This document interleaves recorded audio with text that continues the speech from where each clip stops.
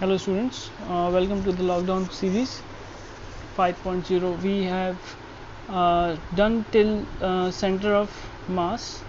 So from the previous lecture you know that the center of mass, we have the geometrical center for the uniform body, and if we take the geometrical diagonal section we will get the center of mass in their main position.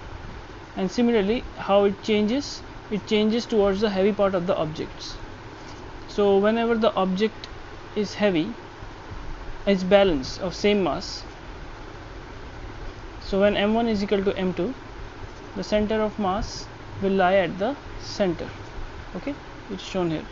And when it is not equal, suppose in the case of sun and earth, so sun is at the focus of the ellipse and earth is revolving around it. So when earth is revolving around the sun, the center of mass of the sun and earth is lie on the sun, because sun is much more heavier than the earth. Similarly in the case of earth and moon, the center of mass of the earth and moon lies between the earth and moon towards the earth. Okay, so by taking the mean center of mass, the object rotates along the taking it at center, and two objects rotates across its center of mass. So up till now we have studied it. Okay, now we will take an important case of momentum before we go further. So here you can see that the symbol of opera mini, where in a cavity there you can see that whenever there is a hollow object and there is a cavity present, the center of mass of uniform body is at the center, while center of mass of a non-uniform body is towards its heavier part. Similarly when you balance a scale or a rod, if it's a uniform rod, it will balance across its center. And if you place some weights here, suppose 1 kg or 2 kg, 4 kg weights, the center of mass will shift from here towards the heavier part. Okay, so center of mass is always lie towards the heavier part of the object. So let's talk about the momentum before we go into the further topic of work, power and energy. So in the previous section we have studied about basically mechanics.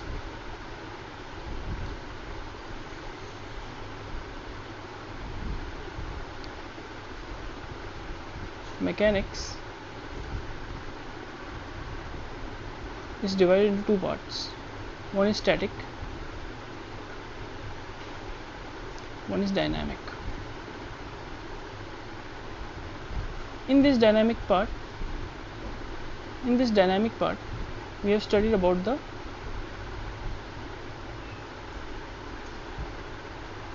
kinematics. Okay, so kinematics, statics is the motion of body dealing with the particle at rest, and kinematics is the when you take the particle in motion. So when you are studying about the particles in motion in kinematics, so you are talking about the particle in motion. यहाँ पे आप सिर्फ particle के motion के बारे में बात करते हैं, यहाँ पे ऑब्जेक्ट के मास का कोई रिलेवेंस है नहीं.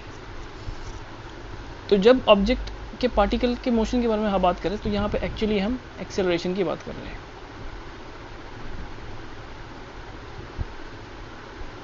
Okay, sorry. So kinematics, we deal with acceleration, and acceleration is a vector quantity. So in the entire topic I have tried to show and I have tried to make you understand about the acceleration, how acceleration change in different bodies, in a circle, along the path, along the vertical path, along the horizontal path. Here in dynamics we will talk about the body about its mass. Okay, so in kinematics we have never talked about the mass, वो हल्का है, भारी है, it's light or heavy. We have not talked about the mass of the object. Mass of the object is irrelevant when you are talking about the motion of an object.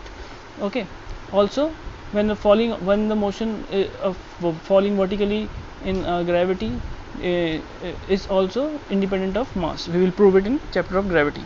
So In kinematics we never dealt with the particle's mass, we only deal with its present condition and its future velocity, acceleration, okay, and distance, etc. In dynamics we will talk about the mass of the body, and the mass of the body is very relevant in case of dynamics. The mass of the body is very relevant in the case of dynamics, and here we will talk about the force, okay, because force, you know, is equal to mass times of acceleration. So in kinematics we are talking only about acceleration, here we will talk both about mass and acceleration. So how mass and acceleration are relevant in case of dynamics, we will see. First we will understand the topic about momentum. So all of you are familiar with the word that momentum is denoted by sign p. It is a vector quantity, okay, and it has the product of mass and velocity, okay. So velocity is a vector quantity, it is not speed, it is velocity, it is a vector quantity, and it is denoted by product of mass and velocity. So p vector can also be written as p modulus times p, okay. So here it is magnitude and it is direction.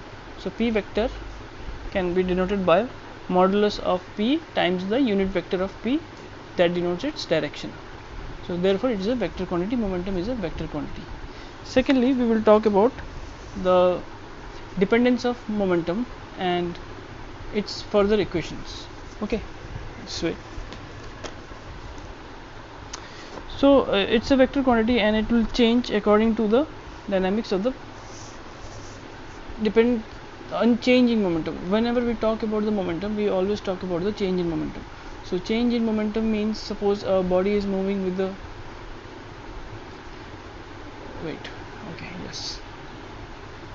so whenever we talk about momentum, we talk about the change in momentum, okay. So change in momentum, that is denoted by delta p, is equal to p2 final minus initial p1, all vectors included. So basically the unit of momentum is mass times velocity, means mass is in kg and velocity is in meters per second, so its unit is kg meters per second, okay. So when you are talking about the change in momentum, suppose your object is moving with, let's say, a momentum of 50 kg meters per second, okay, and now the object momentum has changed to 40.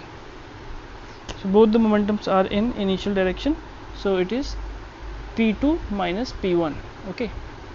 So what you will take up,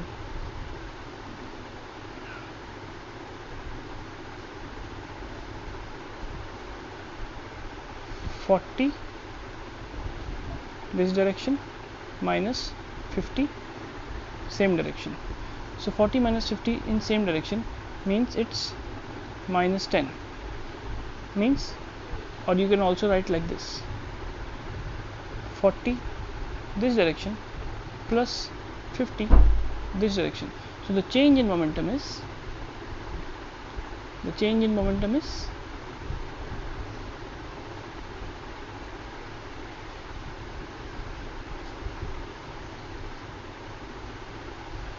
10 this direction, okay.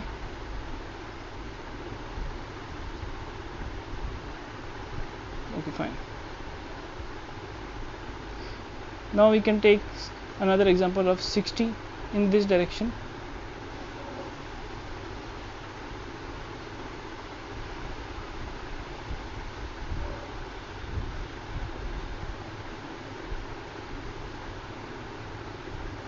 And 70 in this direction. So what will be the change in momentum? The change in momentum will be p2 70 in this direction minus p1 60 this direction, which can also be written as 70 this direction plus 60 this direction, okay. So this will be 130. So change in momentum is 130, okay. Now you take the case of a ball hitting the ball, okay. So here you can see there is a wall. Normally you will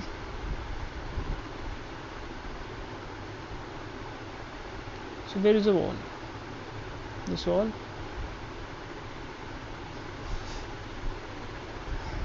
and a ball of momentum 50 unit is hitting the ball and is rebounding back with the same 50 units. So what will be the case of momentum here? What will be the change in momentum here? The change in momentum will not be 0. Here it is 50 unit in this direction and minus 50 unit in this direction. So the change in momentum will be 50 this direction plus 50 this direction. This is the change in 100 unit of change is there. So normally you will assume that the change in momentum is 0, but it is not the normal algebraic subtraction. It is a vector algebraic subtraction, and the vector algebraic subtraction always is denoted by sign. You can also denote it by 50 minus of minus 50, which is 100. Okay, 100 in same direction. If it is minus 100, then it will in opposite direction. So the vector algebra has different meaning than the normal algebraic expression. Suppose one more case, if you take, there is a ball which is going in some direction like 50 unit this direction, and after that 50 unit in this direction. Okay, so now it will be the vector addition of 50 and 50, which will be 50 root 2. You can add it by vector algebra and the answer will be 50 root 2 direction. 50 square plus 50 square, 50 square plus 50 square under root. So this will be the change in the momentum. Okay, so it will be the 50 root 2 direct to this direction. Okay, so you have to always denote it by the direction, and the change in momentum is a vector quantity. So now we also have another term or quantity which is also known as kinetic energy.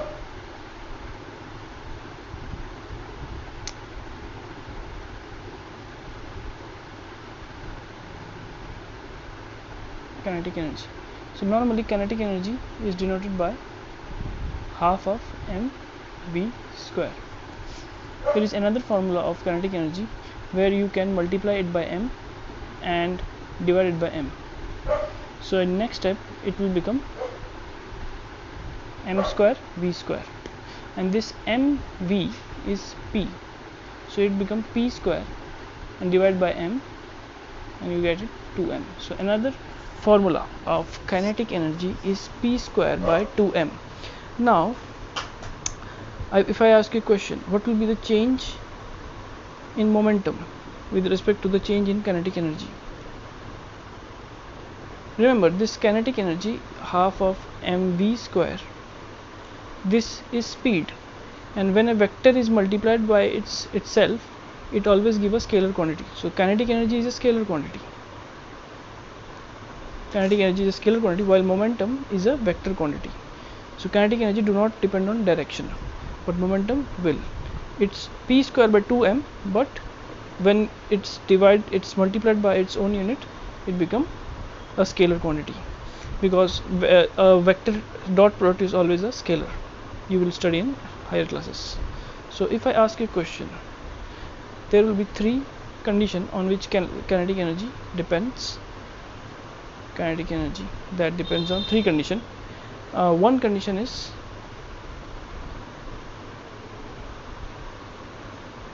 p square by 2m if the momentum is constant.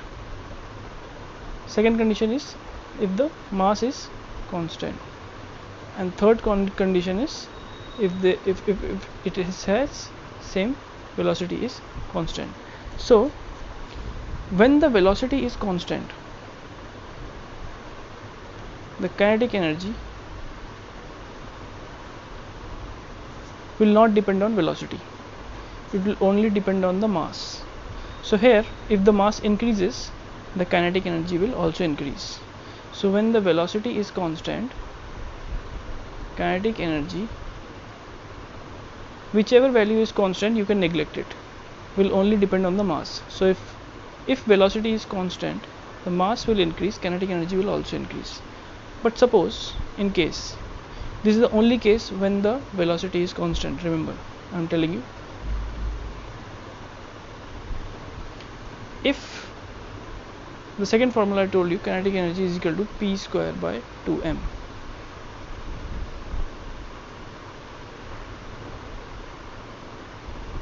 Here, if the momentum is constant, then it will not depend on the momentum. Then when the momentum is constant, kinetic energy is inversely proportional to the mass. 2 is also constant. So here, if the mass increases, kinetic energy will decrease. So for a constant momentum, kinetic energy will decrease with the increase in mass. For constant velocity, kinetic energy will increase with the increase in mass. That will depend on what is asked in the question. So if you have understood this part, we will proceed in the next section. So, and with the velocity, kinetic energy will increase. So suppose if you have been asked a question, what will be the effect in kinetic energy of a body if the mass is doubled, become 2 times, and velocity is 4 times? So give me the answer in the comment section, that what will be the change in the kinetic energy when the mass is doubled and velocity is become 4 times. Apply it, and we will meet in the next section. Thank you.